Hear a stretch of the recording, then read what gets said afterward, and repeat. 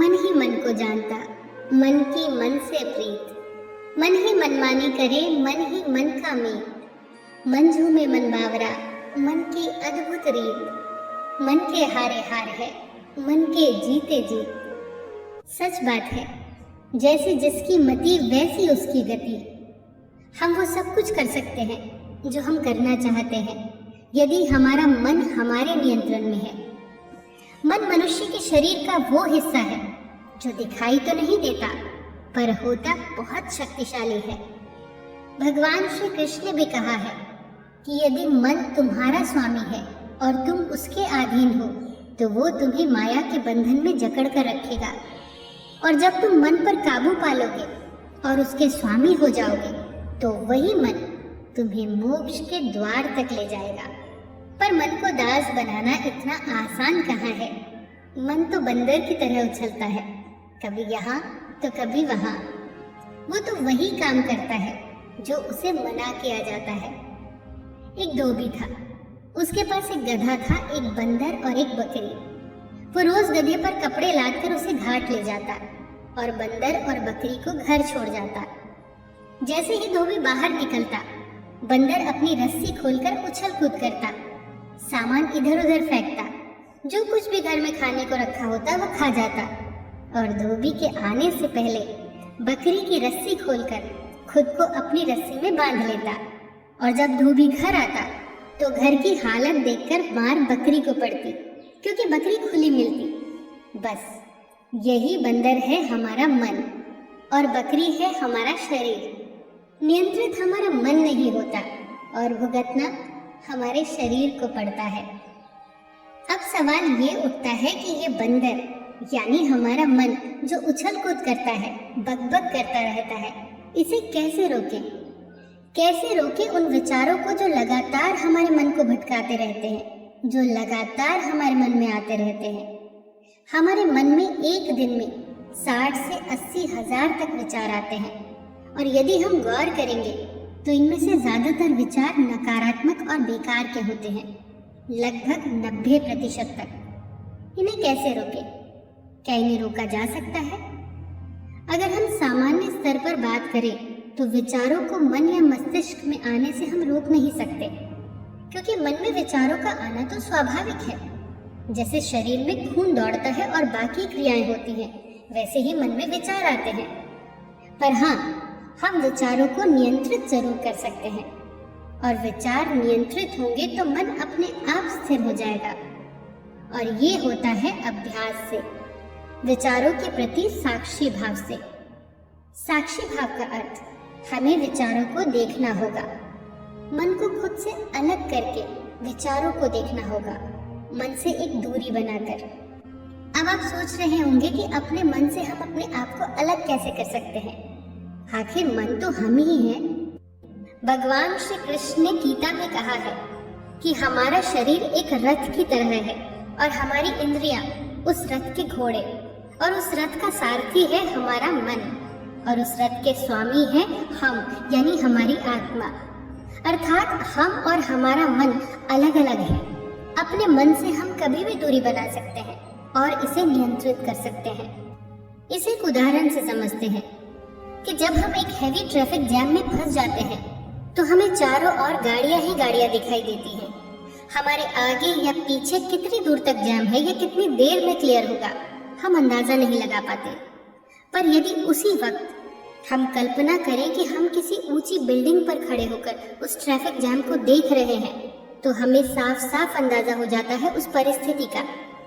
हमारी गाड़ी कहाँ है, कितनी देर लगेगी ट्रैफिक क्लियर होने में, वगैरह वगैरह। बस इसी तरह हमें अपने विचारों से दूरी बनानी होगी, उन्हें देखना होगा, अपने ही विचारों को देखना होगा जैसे कि वो किसी और के हो, और धीरे धीरे विचार गायब होने लगेंगे। अब आप सोच रहे होंगे कि देखने से विचार गायब क्यों होने लग जाते हैं? जैसे मन का स्वभाव है विचारों को विचरने देना, ऐसे ही विचारों की भी आदत होती है कि जब उन्हें देखा जाता है तो वो गायब होने लग जाते हैं। हमें कुछ नहीं करना है, बस उन्हें देखना है, रोज इसका अभ्यास करना है, और धीरे धीरे मन नियंत्रित और शांत होने लगेगा। एक बहुत ही सुंदर कहानी है। एक राजकुमार ने नया नया संन्यास लिया। उसने गौतम बुद्ध से पूछा, मैं आज कहाँ भिक्षा लेने जाऊं? तो गौतम बुद्ध ने उसे एक श्रविका के घर का पता दिया और उसे वहां से भिक्षा मांगने को कहा। शिष्य जैसे ही श्रविका के घर भोजन करने बैठा तो वो बहुत चकित हुआ कि जिस तरह के भोजन के बारे में रास्ते भर उसके मन में विचार चल रहे थे, वही भोजन श्रविका ने उसके सामने परोस दिया। बिल्कुल वही भोजन देखकर उसे आश्चर्य तो बहुत हुआ, पर ये मात्र एक संयोग ही होगा, ये सोचकर उसने भोजन कर लिया। भोजन करने के बाद उसके मन में विचार आने लगे। राजमहल में तो भोजन के बाद थोड़ा विश्राम भी करता था, पर आज तो भोजन करने के बाद इतनी धूप में वापस जाना होगा। वो ये सोच ही रहा था कि श्रविका ने कहा, भंते, भोजन के बाद तनिक विश्राम कर लोगे तो बड़ी कृपा होगी। भिक्षुक फिर हैरान हुआ, मेरे मन के विचार श्रविका तक कैसे पहुंचे? पर उसने फिर इसे संयोग समझा। श्रविका ने चटाई डाल दी। भिक्षुक विश्राम करने लेटा तो उसके मन में फिर से विचार आने लगे।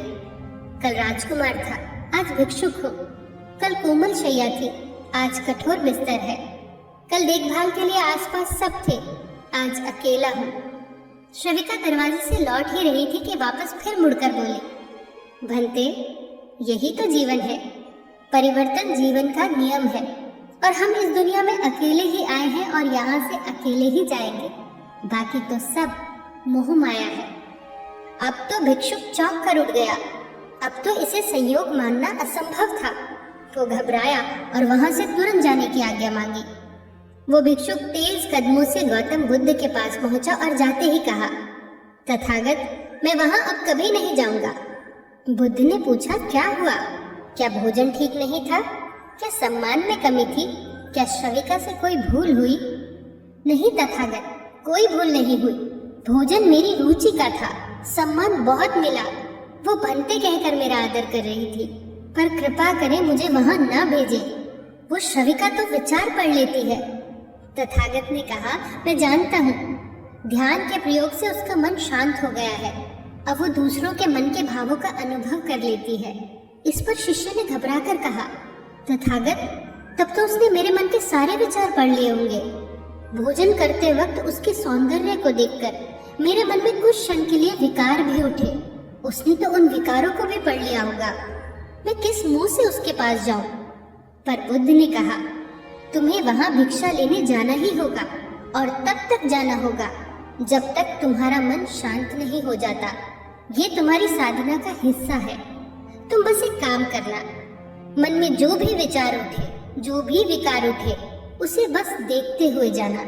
कोई भी भाव आए, काम आए, क्रोध आए, कुछ भी आए, बस उसे देखते जाना। भीतर से पूर्ण सचेत रहना, जैसे किसी अंधकार पूर्ण जगह में किसी ने दीपक जला दिया हो। अब तो भिक्षुक को जाना ही पड़ा। मन में बहुत भय था कि पता नहीं क्या होगा, लेकिन वो तो अभय होकर लौटा। कल डरा हुआ था, आज नाचता हुआ लौटा।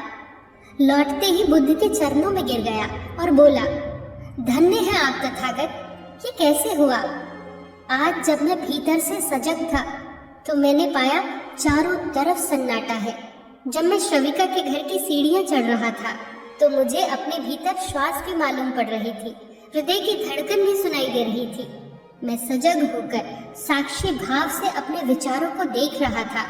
वो धीरे धीरे गायब होने लगे। श्रविका ने जब मुझे भोजन दिया तो उसका एक एक कौर मुझे अपने भीतर महसूस हो रहा था। मैं हैरान था। मेरे भीतर धीरे धीरे सन्नाटा होने लगा। न अब वहां कोई विचार था, न कोई विकार, सिर्फ शांति ही शांति थी। इस पर बुद्ध ने कहा, जैसे किसी घर में प्रकाश हो तो उस घर में चोर नहीं आते, वैसे ही जो भीतर से सचेत है, जागा हुआ है, साक्षी है, उसके मन के द्वार पर बेकार के विचारों और विकारों का प्रवेश बंद हो जाता है और फिर मन धीरे धीरे शांत होने लगता है और स्थिर होने लग जाता है।